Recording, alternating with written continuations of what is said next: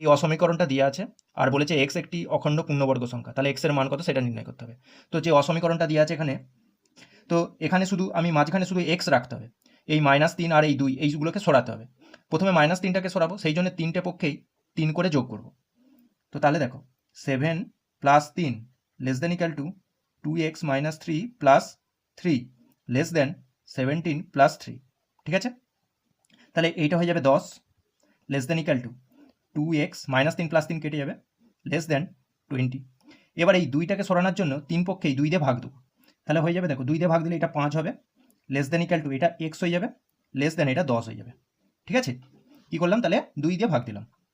এবার দেখো, এবার x এর মান আমাকে বের করতে হবে। x এর মান 5 থেকে 10 এর মধ্যে, কিন্তু x একটি তো অখণ্ড পূর্ণবর্গ সংখ্যা, তাহলে 5 থেকে 10 এর মধ্যে আমাকে অখণ্ড পূর্ণবর্গ সংখ্যা যেটা আছে সেটাই আমার অ্যান্সার হবে। ঠিক আছে, যেহেতু x একটি অখণ্ড পূর্ণবর্গ সংখ্যা,